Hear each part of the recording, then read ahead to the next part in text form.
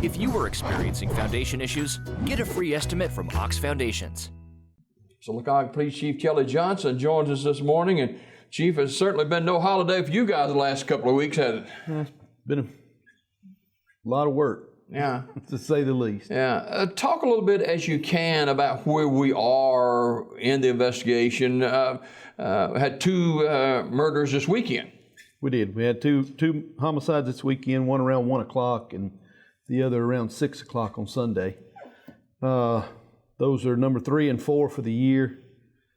We average 2 homicides a year, as most folks know. We put a lot of hours in on both of these over the last 2 days, and we feel like we're close on one, and but we still need help. But I think we're getting closer on the first one. But the second one we're not getting a lot of help from the community and not getting a lot of information coming to us. So those are the things that make it happen.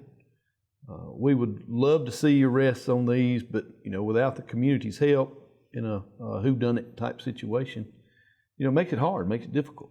Yeah, and those of you who are watching this morning know that Sylacauga PD and other agencies working diligently to make an arrest in these cases, and but you may know something, and I know, Chief, a lot of people are saying, well, I don't want to get involved in it. Well, you can get involved in it in a quieter scale, but still help. Yeah, we have tip lines, and we put those on our press releases. If you can give us tips anonymously. If you know firsthand, we do ask that you come forward and stand up for your community, stand up for the people that are around here, and help us take this person did it one time, they'll do it again. If they get away with it, a homicide is the hardest thing to work because you only know one side of the story, and putting all the pieces together is quite difficult. Fear seems to be a term that is being used here. Well, I'm afraid to get involved in this. Yeah, it is an aspect of it's a problem that we have to overcome. It's a problem that the community has to overcome. We see a lot of people talking about fear of retribution against them. A lot of people they say they don't trust the police. They say that we're catching from all sides, and all we want to do is we want to do our job. We want to take a murderer off the streets and make our city and our society a better place. Yeah, and want to go home at the end of the day and say, hey, that's right, job well done. That's right. Sylacauga Police Chief Kelley Johnson joining us this morning, and I'm assuming from the outside looking in, this investigation goes 24/7 on these cases. It goes as long as our investigators can stand to be up and going. We've put in quite long hour days and early mornings and long nights. So we'll go until we don't have anything to go on, that for that day, till the next tip comes in or somebody tells us anything that we can follow up on. What would you say to people watching this morning, Chief, who would say, well, why don't y'all just do your job? Our guys do our jobs. The police, our police officers and our investigators come out.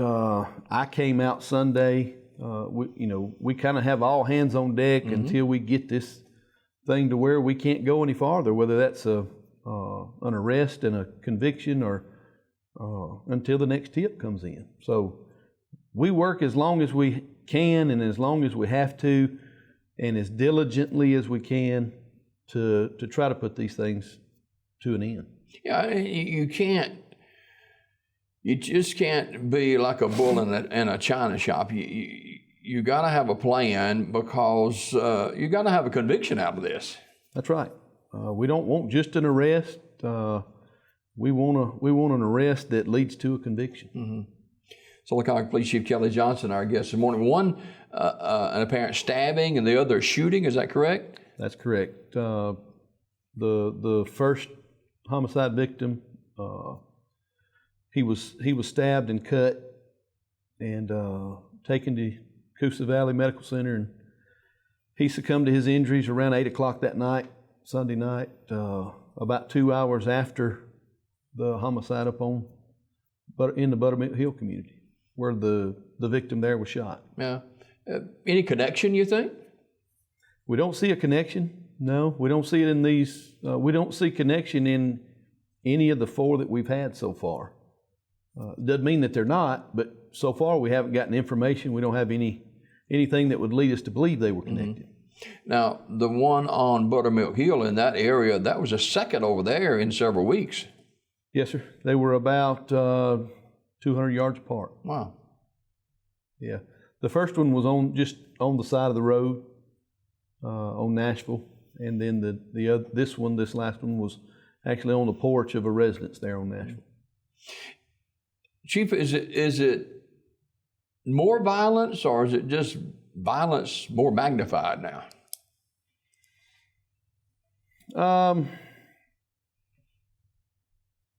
I think it's getting a little worse out there. We've always had violence in our communities. I think we're hitting a spurt, kind of. Yeah. Hopefully, the people will see this. The people will get tired of the violence going on in the communities, and they speak up. We're not here to belittle anybody. We're not here to talk about the victims, not to blame the victims. We want to get the person that killed these 2 gentlemen in our community, or the 4 gentlemen in our community. There are, not just here, but all across our nation, there are sectors of our country that they'll just clam up. They know something, but they just won't talk. Yeah. We met some resistance in the community that day. When we left, I think maybe hopefully we got to some key members of the community, and we hope that they can talk to people that were there. We believe there were people that saw what happened. They just don't want to come forward, whether it's fear or whether it's the fact that it was a friend and they may want to try retribution. Sure. Or those are some of the things that could happen. We just ask for the community's help to take these guys off the street. We have an audience that, you look at me and tell me I'm old, but we have an audience that are 45 and up, and a lot of them just trying to get through life, minding their own business, and all of a sudden some of this comes down, and then in social media, we got everything figured out in social media. Oh yeah. The social media is a great tool for us to use, but it's also it's a double-edged knife, and the criticism, the complaints, just the straight up talk about things that are going on and the way they think things should happen. It's not real life. It doesn't make a lot of sense, but it's something that we have to deal with. Yeah. And when we go into a situation like we dealt with the last, over the weekend for sure, and then prior to that also, so you go into, law enforcement go into oftentimes already highly volatile situation. You got high energy, you got family and friends there, and everybody is talking, everybody's yelling, and you don't know who has weapons and who don't. That's right. Yeah, we wound up with about 14 officers on the scene that day. We had 2 shifts. We had all of our investigations, and we had administrative staff come in so that we could control the crime scene and let our investigators do their thing. And it's an all-around bad situation for the family, the friends, the people in the community. But it doesn't make it any better by yelling, screaming at us. We just want to get up there. We want to do the best that we can and solve these cases. Yeah. Well, it's 7 or so minutes after the hour on a Tuesday morning. Where are we at this morning on these cases?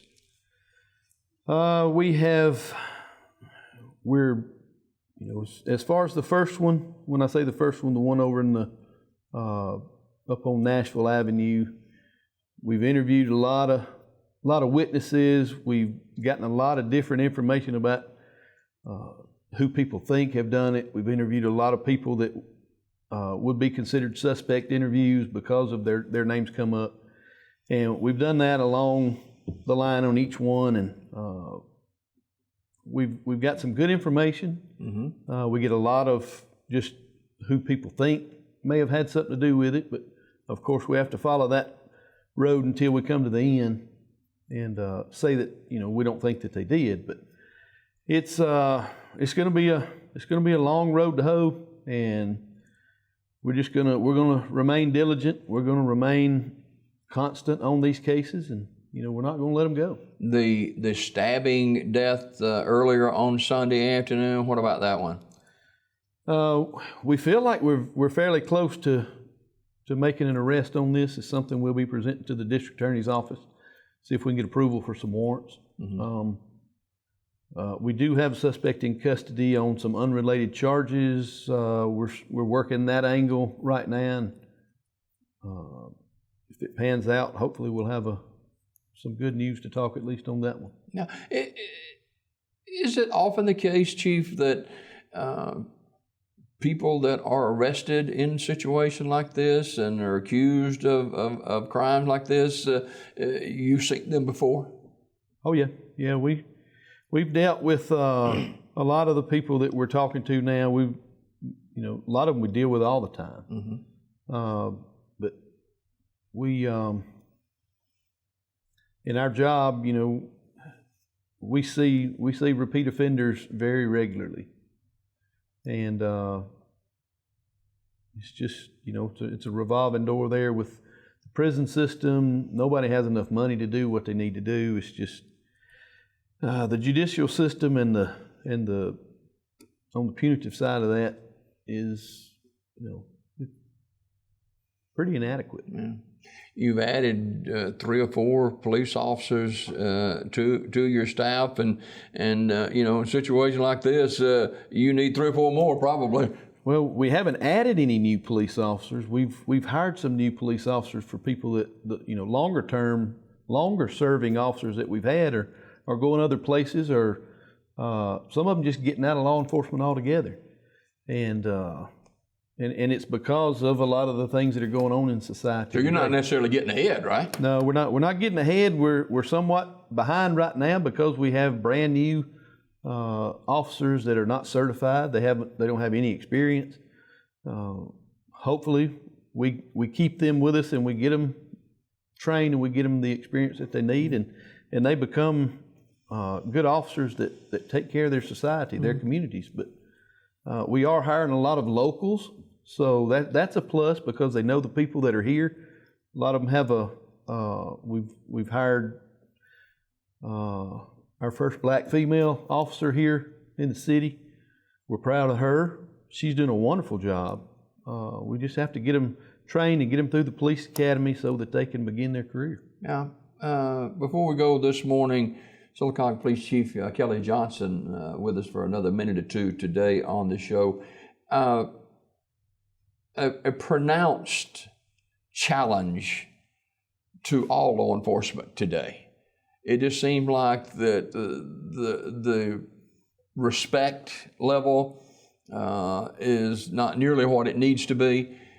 You go on scenes like you guys went on this weekend, and you never know who's got a gun, who's got a knife, and it's not just a fist fight you're having to deal with.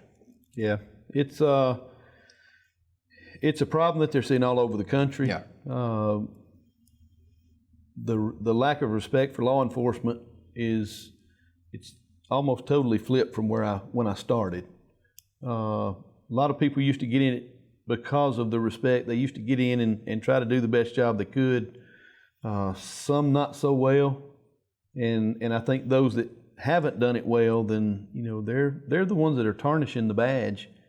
But the old adage that the single apple spoiling the bunch, we don't. Nobody wants to be judged as a group. You judge your people as that person, and we try not to lump everybody together. It's just a form of discrimination and a form of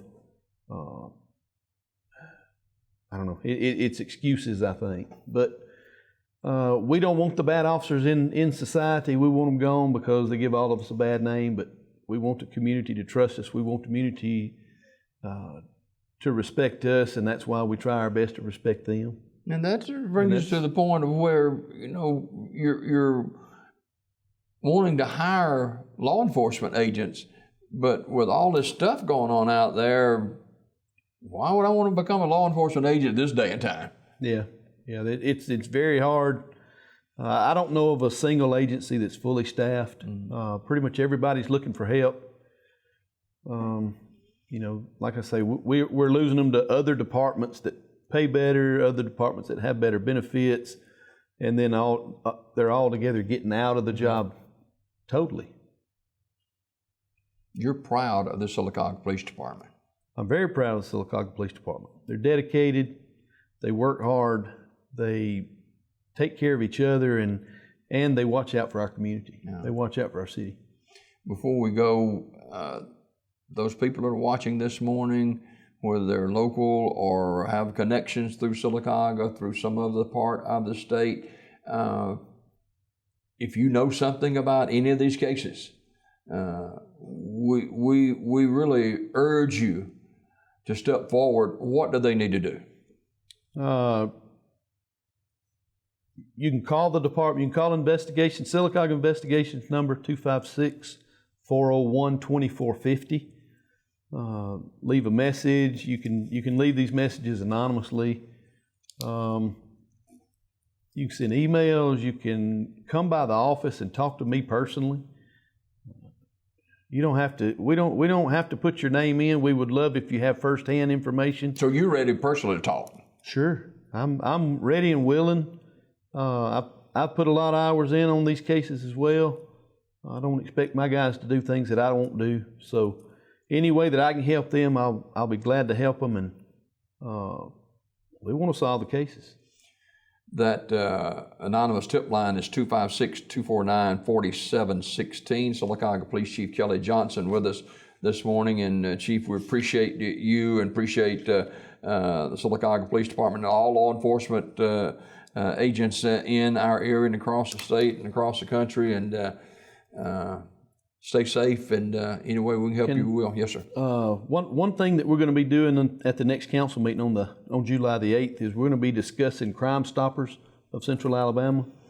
Hopefully that the council will approve the MOU, the Memorandum of Understanding, and help us to join it. Talladega County, those agencies have already joined up. And what is this about now? This is a program that people can call in 24/7. They'll have someone answer the phones. Crime Stoppers, there'll be rewards given for information that comes in, mostly on your violent crimes, your homicides, your robberies, anything that they have a special, they have rewards for school kids that turn in stuff that's happening at the schools, whether it be guns brought in or drugs brought in. So it's a big program, mostly in South Alabama right now. They're centralizing it, trying to get it on across the state to build a database with, and they can reach out to the media. They have media contacts and get pictures immediately sent out. They get where I send out my press releases, they get them sent out across the state. And if we believe that they're gone into other states, they send media releases to that. It's a pretty large organization, and hopefully we'll be approved and able to get into this so that we can start offering some rewards for information. Good deal. Sylacauga Police Chief Kelley Johnson, our guest this morning. These 4 murders, homicides in Sylacauga this year, here we are, almost 6 months complete in. you got other crimes Sure. that you must investigate because they're important to these people who've been violated, and kind of sometimes some things get put on the back burner a little bit, I guess. That's right. Your average crime, property crimes, they come in every day until we get the homicide settled and to a point to where either we can't work it any farther or we make arrests, and a lot of those they'll still work on some stuff, but the homicides will take precedent. Yeah, and what other agencies helped with these investigations recently? All right, we've got our agents from our investigations unit and the Talladega County Drug Task Force. Okay, all right. Sylacauga Police Chief Kelley Johnson, our guest this morning. Always a pleasure. We got more Daybreak just ahead. Don't go away.